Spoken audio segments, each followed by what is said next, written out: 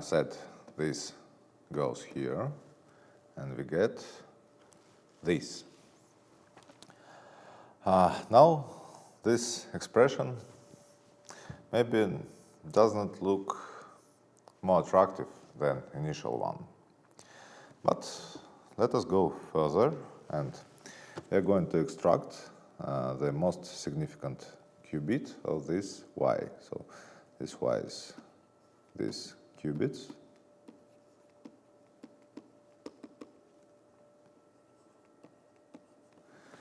And I'm going to split this sum by the value of this most significant qubit, yn minus 1. Okay. This qubit, bit, yn minus 1, might equal to 0 or to 1.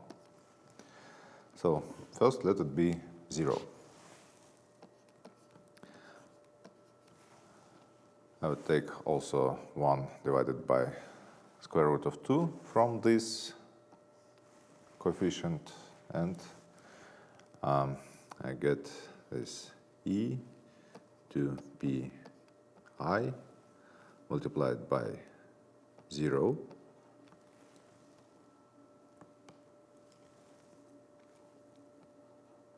since we agreed that first we consider yn minus 1 equal to 0, and x0 divided by 2, and the qubit 0 here, and then the remainder of our sum, 2 and minus 1 divided by 2, sum over all y's from 0 to 2 n minus 1 minus 1. And this part goes here. Plus 1 divided by square root of 2. Now we consider the situation when this bit yn minus 1 equals to 1. And we have e in the power 2pi multiplied by 1, x0 divided by 2. Here we had 0.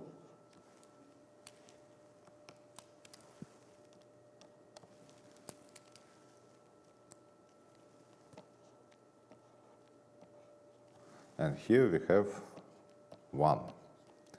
And again, 1 divided by 2 and power n minus 1 divided by 2, sum over the same, minus 1, and this goes also here. And we are going to now accumulate everything from these sums. So we are going to make it like this. 1 divided by square root of 2. Here we have e in the power 0, so it's 1. And we have just 0.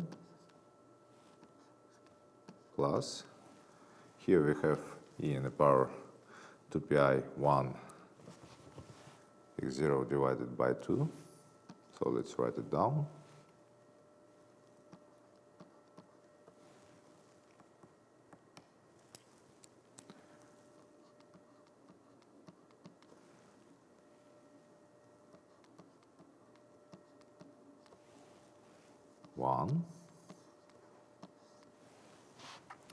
And this sum.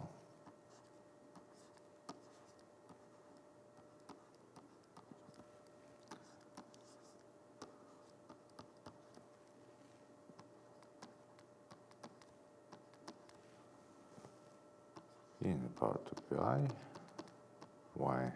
yn minus 2, etc. and y minus 2, etc. y0. So we successfully extracted the most significant qubit out of this sum into this scope. Now this looks promising, and we might continue to do this with all other bits of y, and in this case we will get this. Behold, instead of this enormous matrix with this number of multiplications inside of it, we have only n small operators, 1 qubit operators, because each of these operators is 1 qubit gate, and we have only this number of these gates which implement the QFT transform, QFT operator. And this is maybe the most significant part of the Shor's result of the Shor's algorithm, that this matrix can be represented as a tensor product of these smaller, just 1 qubit gates. Now, these operators, these simple gates on which QFT falls apart in tensor product, they look a little bit unfamiliar to us. And to implement them, we are going to need the set of these phase rotations operators. And by set, I mean that you will need the physical implementation of each such operator for k from 1 to number of qubits. And to see how this operator works, we can apply it to the vector qubit 0, which is this qubit, and we can see that this qubit it stays untouched by this operator. Now let's apply it to the qubit 1, which is this vector, and you can see that this vector is multiplied by this constant here, e in the power 2p I 1 divided by 2 in the power k, and this vector. Okay, so this operator does not touch vector 0, and it multiplies 1 by this constant. And it is exactly what we need to implement all these operators, all these gates we see here. So let's see how it works on an example with QFT on 3 qubits.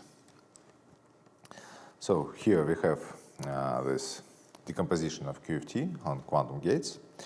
And here we have the example of the circuit scheme for 3 qubits, for QFT on 3 qubits. Let's check it line by line. So the most significant qubit, it is here, and we see it here, y2. And if you take x0 and apply Hadamard transform to x0, then if x0 equals to 0, 0 is mapped by Hadamard transform to this. And if x0 equals to 0 here, we have also this 0 plus 1. And 1 maps, Hadamard transform maps 1 to this, to the vector minus. And you see that if you have x0 equal to 1, we will have this exponent here, which equals to minus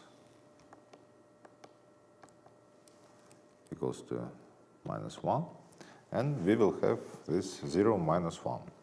So if we apply Hadamard transform to qubit 0, we get exactly this scope.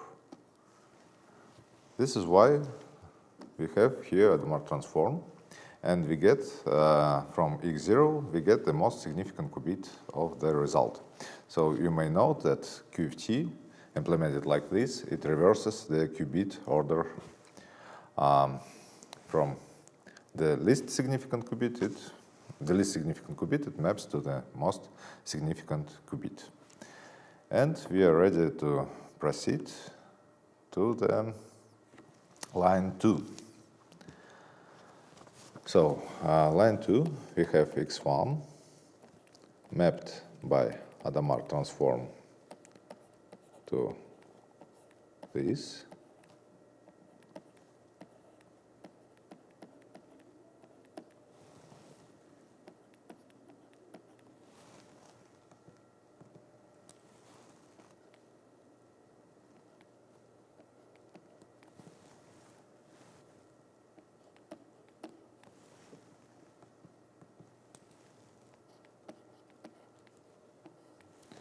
And we have this rotation, R2,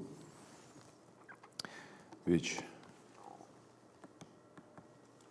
does not touch vector 0, as we remember.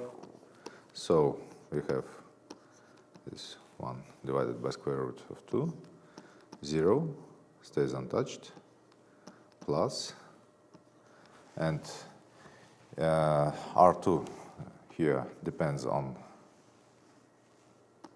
qubit x0. This exponent stays 2pi x1 divided by 2. And if x0 equals to 1, we have this exponent introduced by this operator R2. So we place here x0. If it equals to 1, then we have this exponent. If it equals to 0, then we does not have this exponent, and the power here becomes 0, and this exponent becomes just 1. Okay, we have this scope here, and you may see that it is exactly the same as this. So this line in the circuit scheme represents exactly this gate. And with the third line, you can check this as an exercise. Now, we see that we can implement QFT, we can implement it officially. With just n operators, each of which use up to